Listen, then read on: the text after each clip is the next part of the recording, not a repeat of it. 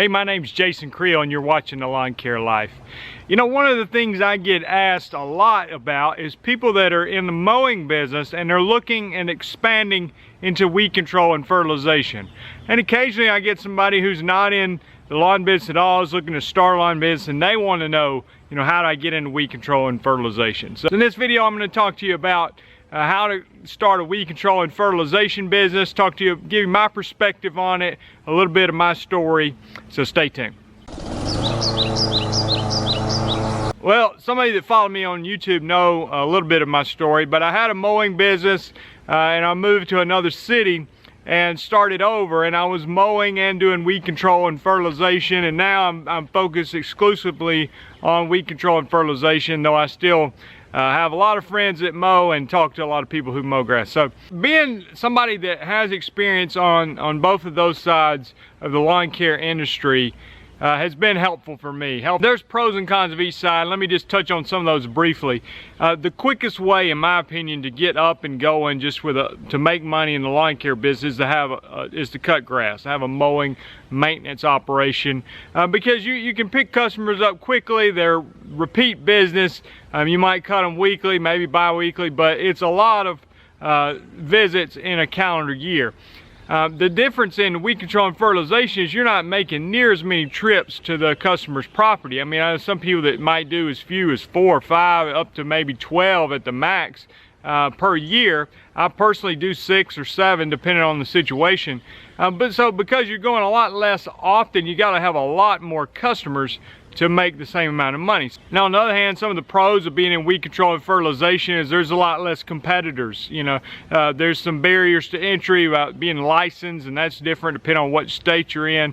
But those barriers of entry are, they are what they are. They're a barrier until you get on the other side, and then it's a good thing that you have a barrier to keeping some of the competition out. So because there's less competition, I find it a little bit easier to pick up customers in weed control and fertilization than I did in mowing, I think mostly just from the sheer numbers of the competition. So a lot of people, like I said, are mowing now, and they're saying, hey, I've been thinking about getting into weed control, or I've been sort of playing around with it a little bit, but I wanted to make that jump. So what do I do? Well, the good thing is for those people, you already have some of the business skills that you need. You already have hopefully an established clientele. You already have income coming in, so you're not fully dependent on the income that you're going to be making from that weed control and fertilization side of your business. So those are all real advantages. The downside is sometimes when people are mowing grass, I find when they're trying to branch into weed control and fertilization, the mowing gets priority often, and sometimes they kind of just treat it as a little side business, and for that reason it never really takes off as I feel like it might if they focused on it a little bit more. So, all right, so what do you do if you want to get started? As I've hinted at already, you need to get licensed, okay? I'm in Alabama. In Alabama, you call the Department of Agriculture, and there's a study guide and a test you take. But I know in other states that the requirements are more so. You may have to have some college credits. You may have to work for somebody who is licensed for a number of years before you're eligible to even be able to take the test. So you need to check with your individual state on what you need to do to get your license. Now for me, the license that I have is an OTPS, Ornamental Turf and Pest Supervisor license. A lot of people get confused on that, and they think that because I have that license, we're able to buy special products. Well, that may be true in rare occasions. There's some products that you need to be licensed to buy, but most often it simply means that we're allowed to apply those products on somebody's property and charge them money, to use it. I mean, what I'm saying is a homeowner could go buy many of the same products that we're using at a store and use them on their property and be totally legal, okay? They just can't go and apply on their neighbor's property and charge them money without the license. So you need to get licensed, and after that, the intimidating part about starting a weed control and fertilization company is there's a little bit of a healthy fear involved about well, what if I, you know, apply the wrong thing on that property and all the grass turns brown? Or what if I, you know, just mess up, or you just don't know what to do? You say, well, how do I know what to spray, when to spray it, what fertilizer to use, when to use it, how much to use, you know, all these common questions. You know, some of the things like how much to charge and how to get customers, maybe you're a little more comfortable with that if you're already into mowing, but it's the actual putting together a program. Well, again, the tricky thing about that is a lot of weed control and fertilization is actually regional, because guess what? The weeds are not the same everywhere. The grass types are not the same everywhere. So sometimes I'll have somebody reach out to me and they live in the Pacific Northwest, and they say, well, how do I control this specific weed? And it'll literally be a weed I've never heard of in my life, because in the South, you know, we have warm season grasses and we have particular types of weeds here, and they probably don't have some of the same weeds there. And if they have the same weeds, perhaps a product that I would be used to using on my grass types here would not be labeled for the grass types there. So because of it being somewhat regional, you can learn some of the business basics, you can learn some of the basics of grass types, but it really helps to find somebody who is working in a similar situation to you, meaning similar grass types, similar weeds that they're facing. So for me, I'm dealing with warm season grasses, Bermuda, zoysia, centipede, St. Augustine.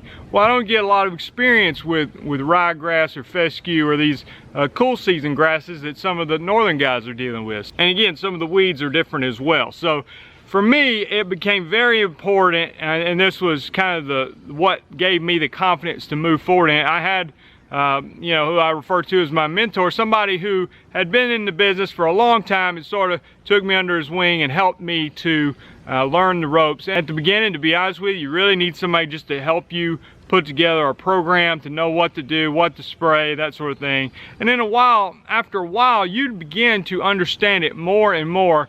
But there's always questions, there's always situations come up, and that's one of the things that I like about it, to be honest with you. It does change a lot. You know, we're mowing grass, it doesn't change that much. I mean, of course, the grass might grow faster in the summer when it's raining, it might slow down in the fall or something like that, but at the end of the day, you're cutting the same yards, and that's fine. There's nothing wrong with that. And I don't want anything about this video to be downplaying a mowing operation. I've done that for a long time and enjoy that business as well. But the difference is in the weed control fertilization, it's a changing game. The weather changes from year to year. The types of weeds that seem to be very bountiful in one year might not be as bountiful the next year, and it might be another weed. So it's certain things that just change, variables change. And a lot of times, you know what, when you're cutting grass, you just go out there, you mow the grass. It doesn't matter if it's a beautiful lawn or weeds, you just cut it, okay? I mean, you might have a little bit difference on how you cut it depending on the situation. But with the weed control and fertilization, the homeowner gets involved or doesn't get involved. You know, you don't know exactly what they're doing. Some of them like to, you know, you fertilize, they think, well, I'm gonna go put some more fertilizer on it myself. Or you spray something, they think, I'm gonna jump in there and do something, spray something else, you know. And so there's a customer variable that you don't quite have full control over, and that can be a little unnerving sometimes. It definitely makes it an exciting industry to be a part of. Let me try to make some key points here. One, if you're able to find somebody in a similar situation, for instance, I've had several people in the South, you know, whether it be Georgia, Mississippi, or other parts of Alabama, and they reach out to me and I'm able to help them get started because they're in a similar situation. And I know the grass types they're dealing with, I know the weeds they're dealing with, and I'm familiar with the products that they could use to be successful. But if you're in a different part and you need to find somebody who can help you get started and put together a basic program that you can later change as you get more comfortable. Another thing is about the equipment. People think, well, I need to start with, you know, I don't have money to go buy a big fancy spray tank. You know, well, a lot of people, you can actually start just with a full granular program if you want and use a backpack sprayer to spot spray the weeds. You know, you don't necessarily have to have a spray tank. Now, I have a spray tank, I have a ride-on sprayer, those kind of things that definitely help you as you grow in the business, but you can start breaking into the industry if you just want to get a feel for it, you know, with a granular program, and that's perfectly fine. And not to contradict myself, but I do want to make another point. Sometimes I feel like somebody will have a full mowing business going, and they'll say, you know, I just want to do a little weed control on the side. Personally, I don't think it's worth it if you're just looking to get like 20 or 30 customers. Again, because like I said, you're only making a handful of visits per year. 20 or 30 customers in mowing might be a decent side income. 20 or 30 customers in weed control and fertilization is not really that much money to have to do the continuing education, get licensed, to pay the fees, those kind of things. For those reasons, I look at it as like, if you're gonna do it, go after it and make it something significant, or it may not be worth your time. So to me, it just doesn't make sense to start unless you're really looking to go after it. Now, I do believe, after being in the mowing business and the weed control and fertilization business, that both can be profitable. I think for a small, one-man operation or small business with just a few people, then the weed control and fertilization ultimately will probably be more profitable in the long run. That being said, you got to have a lot of customers. I mean, hundreds and hundreds of customers to equal the same amount of money of a small mowing business. So if you're not a marketer, you don't know how to get customers, you don't feel like getting hundreds of customers is something that's achievable for you, or it could take a number of years, then that's kind of the downside. And that's the advantage of having an existing mowing business. You can market your now weed control and fertilization services to those existing customers and hopefully get a quick jump on the weed control and fertilization side. So this video, in some ways, is just meant to open the conversation. I know because I talk to a lot of people in lawn care, I know people have it on their mind sometimes. They're looking to get into that. And it's like I said, it's just a situation where you don't know exactly what to do. Well, you can leave a comment below. Another thing that some people do without being overly salesy, but some people came last year to the Lawn Care Life Conference to learn how to get into weed control. And that's not all we're doing. This year we're going to actually have it split up at a part-time. For those who want to do weed control and fertilization, we're going to have more time dedicated specifically just to that. And for those who don't, we're going to have other topics for them to cover. So, but that is an option to come. The 2018 Lawn Care Life Conference presented by Jobber is coming up in November. So, if you're looking to do it, that might be something to look into. But I would encourage people to go ahead and get your license out of the way. I mean, that's something you don't want to just put that off.